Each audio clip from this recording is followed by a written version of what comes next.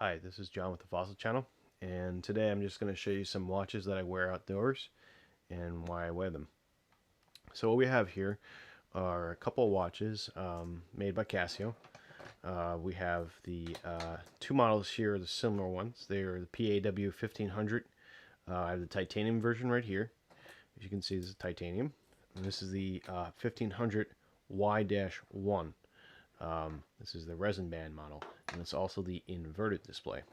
Then I have the PRW2500 titanium version here. These watches are what we call ABC watches. I like Casio. I went with the ABC line because of a few things. One of them is that on each of these watches here, we have solar panels around the edges here.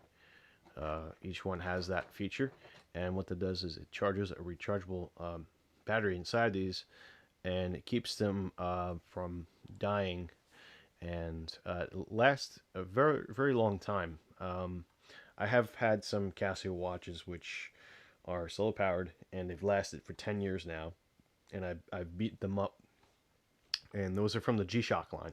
My first Casio watch was this guy here. This is a G2300, and I've had it for about 10 years, since 2008. And I also have an MTG 900 here.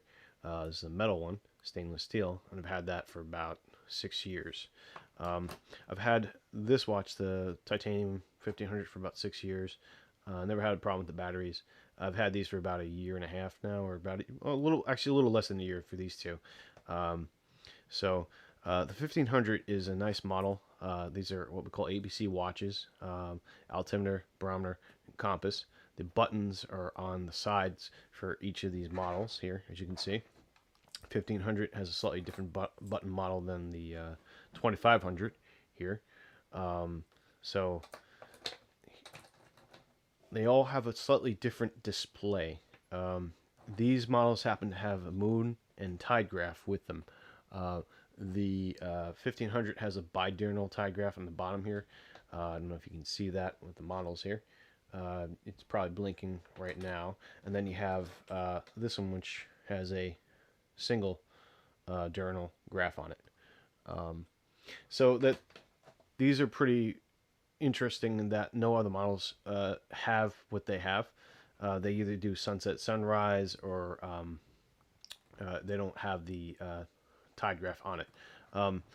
Now, the 1500, it has an older sensor. The newer Casio watches are going to have like a version 3 sensor of the ABC watches.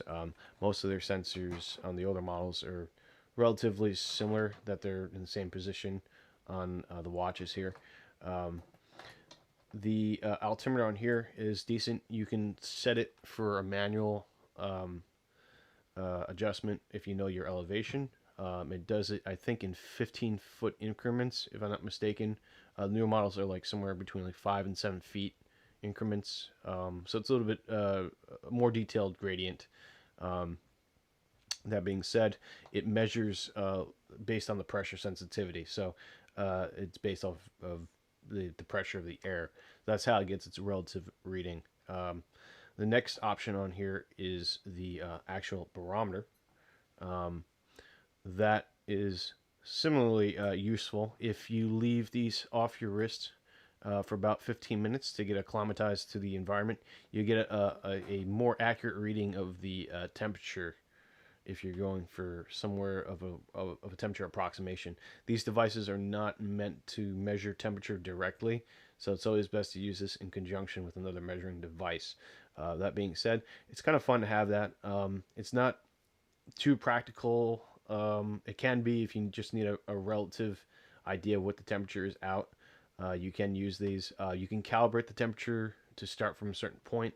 I've done that with these, so I get a slightly more accurate reading. If you notice on the right here, there's a little measuring device here, which kind of goes either to the top or to the bottom. It's a little bit of like an LCD, like a little dot, and that'll tell you whether pressure is rising or falling. And you can have it measure in two different types of pressure measurements, hectopascal, and I forget the other one. I have an HPA right now, so you can look in the manual and figure that out a little bit more. I don't really use that as often as I do with the actual graph up here, which is what I use primarily to tell the pressure differences and whether the weather's going to get worse or bad. I find it's pretty accurate for what I use it for in real time. Relative to what I'm seeing outside. So if it's raining out, the graph is definitely below. It's sinking, it's descending. If it's sunny out, the graph shows it's either rising, and if it's maintaining whatever environmental conditions outside, it shows a plateau, like it's flat. So it does follow it pretty accurately in my experience. That being said, that is the barometer, and you'll get your number for the pressure here when it's going up and down. So next would be the compass on this. And the compass sensor in these older watches can only measure for about 20 seconds or so before they stop working because it uses a lot of battery power. The other thing is it doesn't have a tilt sensor in it. So basically when you tilt this, it's going to go haywire. So you need to keep these relatively flat, and you also have to calibrate the compass in them to show if it has a direct magnetic north declination. You can calibrate it to that, or I think you can also calibrate these to set declination point. I'm not exactly sure how to do it. You have to read the manual, but it is there. And when it's done measuring, it goes to a blank screen. I'll show you on here because I have this one protected with the screen protector, and it's kind of sticking to the bezel, so it doesn't move the bezel. But you push the compass, and you'll see like a three dots probably coming on the screen here. It's very hard to see. It's not that effective. You really got to look for it, and that three dots will explain whether or not you're looking at north. So then you can turn your bezel and kind of just calibrate it for that there. So if your three dots are facing this direction, you turn your bezel. Okay, now I know north is that way. So you don't have to keep pushing this button. Saves your battery power. So that is the use of the bezel. I personally don't like the movable bezel because over time this kind of degrades. This is a clicking one. So it's got a little bit of a resistance, but when you're walking around, you hit something or it's underneath your shirt, it's going to move the bezel. And I'm a little bit compulsive about how I like everything in order, so I like to keep north and south. If that's not a problem with you, then you can obviously you can ignore that. That's just a small little preference that I like about the newer model. Even though it does move, it doesn't move as much as the older models. That being said, that is the compass. We'll get back to the main menu, pushing mode here. You have your adjustment. You hold that down. You can manually set this watch to whatever time you want. You have the light here. I don't know if you can see that. I'm going to try my best to show you. Yeah, there it goes in the camera. Okay, so that is the light. It's a 2-second light. It does its job. It illuminates pretty brightly. It's very useful. Maintains your night vision. There's an option where you hold down this button and it'll pop up an item on the main screen. It says Auto EL or A.EL. That's Auto EL. Basically, that means if you tilt this, it'll turn on the light. See if I can do it here. If I tilt it, does it go on? Nope. It's got to sense that. It only has a sensor for that kind of tilt in it. So let's say you're out in the cold and you're wearing gloves and it's dark out and you can't push the button to see the time. You can flick this up and it'll turn on. Other than that, I usually keep it off because it does drain the power of the battery. It does disable, I think, in direct sunlight, so it doesn't waste your battery that much in direct sunlight. But it will waste your battery when the sunlight's down, obviously. So I tend to keep that off. So that is the light part. We'll go through the rotations here real quick. The mode button's on the left here. Push that once, you get to the tide graph. You see binaural tide here, and you'll see the moon graph here, and you'll see a date up here and your date down here. This will tell you, what time you can manually set the when you think the tide's going to be at a certain point according to this, and you can calibrate it to your area. I've never had to do that. You can do that. I would consult someone who's more of an expert on tides, or a scientist or biologist or whatever, marine biologist. They might be able to help you with figuring that out, or a fisherman. But that is the tide menu. Next menu would be the timer. I believe these are half an hour countdown timers as opposed to like an hour. I think this does an hour, but it probably could be half an hour. Um, and I know the older, not this model doesn't have a countdown timer, but the G-Shock here does have a countdown timer. And that countdown timer is a 24-hour one for the G-Shock. That is sort of like a minor negative thing about these watches. They don't have a big countdown timer. That being said, a half an hour countdown timer is better than no countdown timer. So I have these set for various countdowns. The other negative part about the 1500 watches, they have a kind of a weak crystal beep to it, as opposed to, let's say, the 2500 or the MTG 900 or the G2300. These watches have a stronger beep to them, so you will be more likely to hear that. So if you have a hard time hearing, this could be an issue for you. The next option for the countdown timer is the stopwatch. Basic stopwatch, measure from point A to B if you want to get an idea from how long it takes you to get from point A to B. I use that when I sometimes run around the lake to see how fast I'm running, or when I'm hiking to see how much time is spent on something. It's accurate seconds, and then it gets down to the next two digits beyond that. I don't know what you call that in terms of time measurement, but it gets that to that specific level. If you need something more specific than that, get an actual dedicated stopwatch. The buttons are fairly easy to operate. You can reset it. It does laps. That's the stopwatch. I mean, I'm not going to go too much in depth with that. So next option would be world time. This is incredibly useful if you don't feel like changing your home time. It shows your home time in the bottom here, and it shows the current time that for London up here. You can change that up and down with the ABC watches. They act as a option scroller here, so we can scroll through everything here, and I can go all the way through. It gives you a whole variety of different time zones, and it covers almost, if not all, time zones in the world. So it's incredibly useful. I used to leave mine as a default London because I always something to compare it to. But yeah, it changes like that. You can manually change it, so you don't have to change your home time. That's incredibly useful. Nothing else much more to say about that. Next menu would be your alarm set. I believe you can have up to 5 different alarms in here, and you can have a signal go off on the hour of every hour also. So like I said before about these two watches here, the same model, just different types of trims of the model here. They have a weak beep to it, so the alarm isn't going to be that effective compared to other watches. So that's pretty much the alarm there for you. The next one would be a record screen, so you can record data from your elevation, ascension and descension. It's useful if you want to record data. It's better than not having an option to record data. It'll tell you the date and time which you record it.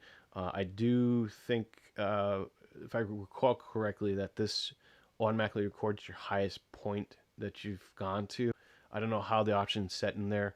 I don't know how it did it, but the watch did that. And hey, I mean, okay, great. That's always on. I mean, I'll always have an idea when I reach the highest elevation. Useful. I don't know how many memory banks it can hold for recorded data, so you might want to look that up in the manual. Next option is your radio control screen. These particular watches, this watch is not an atomic watch, but these other 4 here are. What that means is these have radios in them, and they receive in certain frequencies. I believe the frequency for the American one is 60 kilohertz. So it's a monoband. This is a monoband receiver, and if these are multi-band receivers. These are 5-band. This is a 6-band. The 5 bands on this receive 60 kilohertz, 60 kilohertz also in the UK. Germany has 77.5. Japan's 40/60 kilohertz. So you'll get 5 different areas of receiving atomic time, and that's my phone. I'm going to hang up there. Again, the reception on these are pretty good. They will receive through a certain time period of the day based on where you set your time zone. So for my time zone, it tries to get it at about 1 o'clock or 12 o'clock to 5 o'clock. So it'll turn the radio reception on at a certain time, multiple times within that time period to receive the signal. You can manually force it to do that too. On here, you just push the altimeter button here, and it'll go into manual receive mode, and it'll say RC here, and then it'll say 1540. That's the current time it is right now. It'll say L1.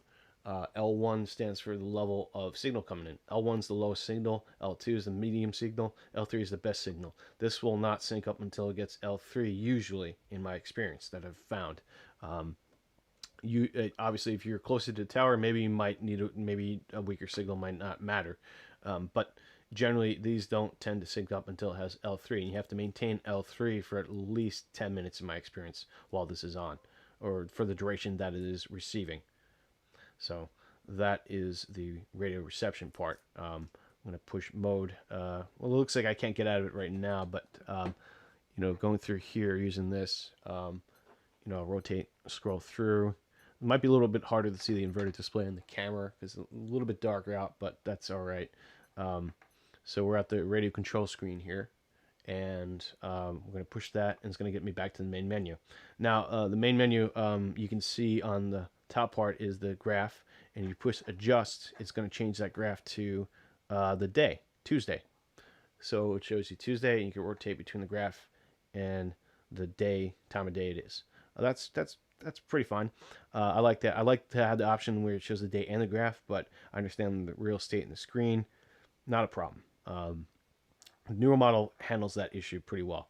On the side here, below the main time here, you see H and PS. PS is the power saver, meaning that this will turn itself off when it doesn't accept a certain amount of light after a certain amount of time.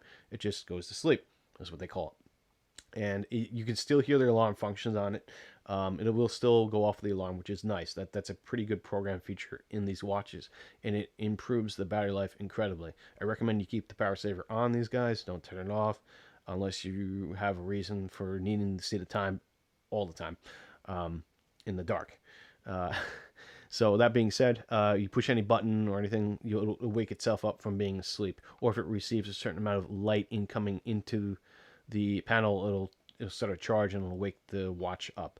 The amount of battery power is indicated by the letter underneath the number there.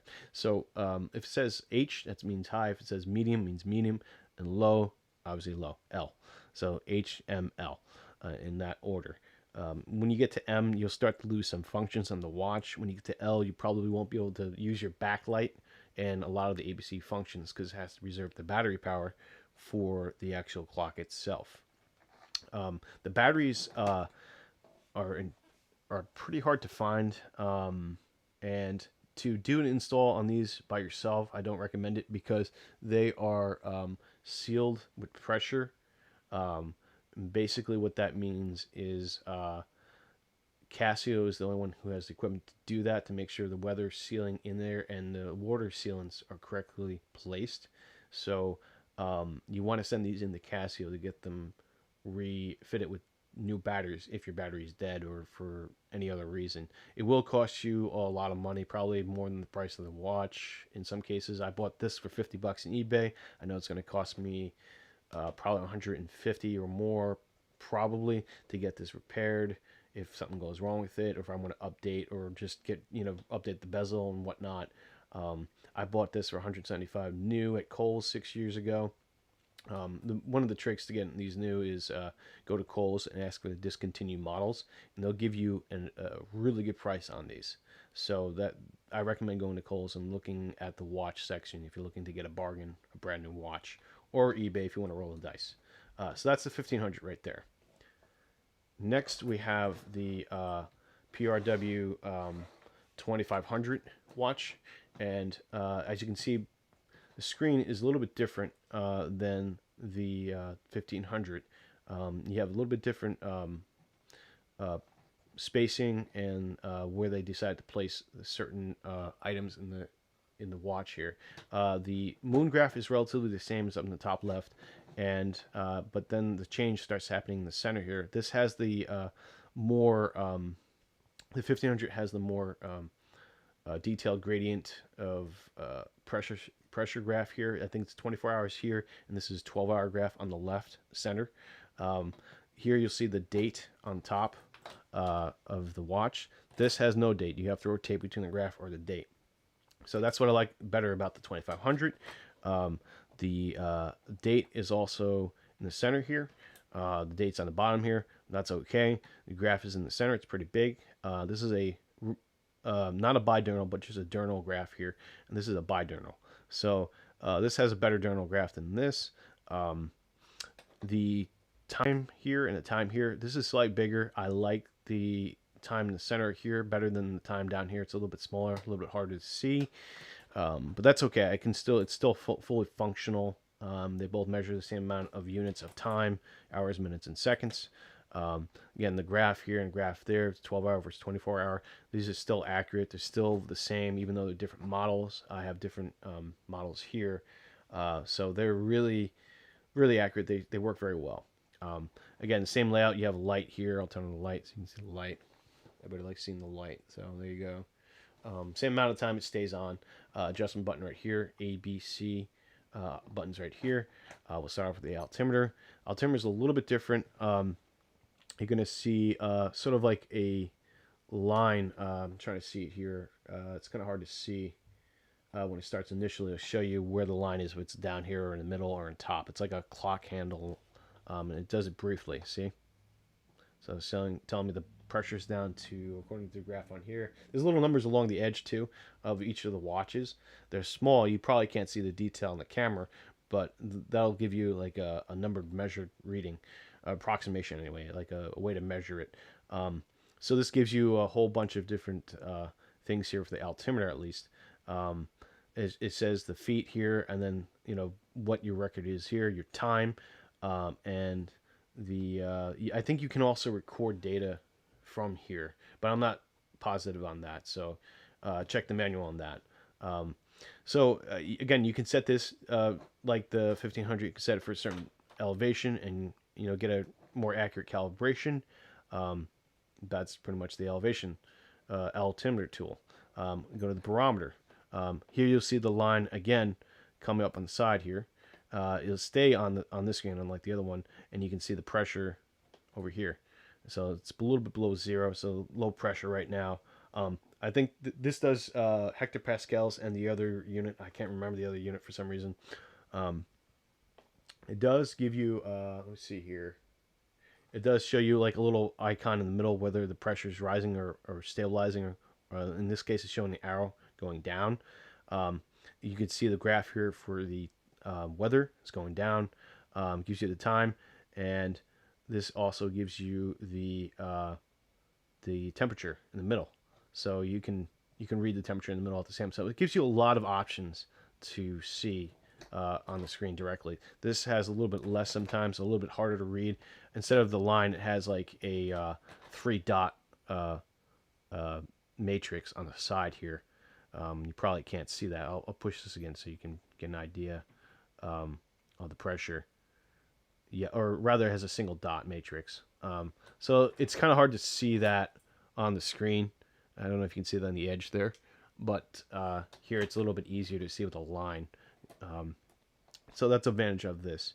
So we're going to go to the compass, and this is a dual LCD screen, unlike the mono LCD screen of the PRW2500. This has a dual overlay.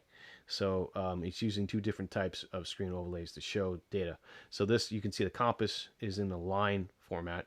Again, this is a version, I think, 2 sensor in here as well. So it's the same sensor as these two guys. So it's not going to be entirely accurate when you tilt it from a flat position or a stable position. If you tilt it, it's going to change a little bit. So you got to keep it relatively stable, and you also have to calibrate it too. I haven't calibrated this one because I've been lazy about it. So it works very well. I have another one which is calibrated, and it lasts about the same amount of time, like 15 to 20 seconds, I believe, for the compass, because it uses a lot of energy. And it gives you the reading here and the time there, which is always nice to have the time on your watch. So we'll get out of the compass there, and we're back to the main menu. You scroll through it pretty much the same way as the 1500 mode. You get to your tide graph. It'll get you the same exact information that you have in the 1500. You can program it, and you click the mode button. It gets you into the record mode. It tells you the type of record you're in, what it recorded it at, time and date, and then next mode is the alarm. I think you get 5 also on here. The main difference between these alarms is that this will sound a lot louder, which is the better alarm. Other than that, it's pretty much the same thing. Again, going to the stopwatch, same basic stopwatch functions as the 1500. Very good. And then you have the countdown timer, which I think this one is an hour and this one is half an hour. If not, then they're both half an hour. But this might have the longer countdown time, which is an improvement. Again, half an hour, still not 24 hours, but it's better than no hours. So that is your countdown timer. And then you have the world time. Again, same concept. Scroll through it. It's going to give you the same, London time versus your time. Only that your main time is on the bottom now of your scrolling. So your world time is on the bottom and your home time is in the center. So it gives you that sort of comparison right there. And then you push mode again. You're into the radio receiving again. And you can force it to manually receive again. You got to hold this down, and then there you go. It's in manual mode. You push mode to get out of it, push mode again, and then you're back into home screen. This is the PRW2500. Why do I like these watches? Well, for one, they're rugged. Each watch has a slightly different function for me. I do like the more stealthier look here for the inverted display. I have 2 of them because I like this model so much, and I like having a backup. The metal bands feel a little bit more comfortable. I have a modified band here. You can get like modified adapters. Casio sells them for the 1500 and put on your own custom bands, which is nice. Instead of having to spend X amount of money on a proprietary band, you have to buy a proprietary modification kit on it, which then allows you to use any band. So still, you're paying money, but at least it's a step in the right direction. The metal bands feel more comfortable. That being said, if you get caught on something, you can potentially just rip this off, break it.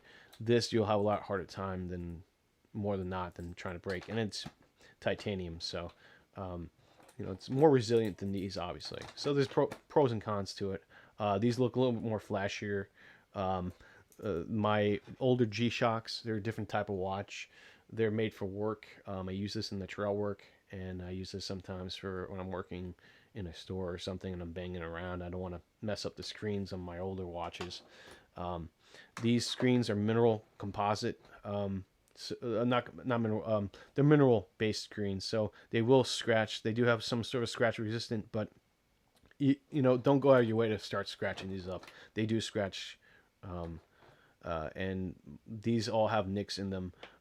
So you can buy a protector to put on top of it, a plastic one. I don't know how much that's going to help you, but that's it is what it is. You can beat them up. I've beaten these guys up a lot. One of the other differences between the 1500 and the 2500 is on the bottom. These have sort of like an adapter pad, plastic one. It kind of moves with the watch. It helps seat the watch better on your wrist. I'll just put it on so you can see real quick what I'm talking about. Hold on a minute. Yep. There we go. So that's what it looks like on the wrist. I have small wrists, so I have to reduce the links in the band. But that's what it looks like on my wrist. I don't wear a watch on my right arm.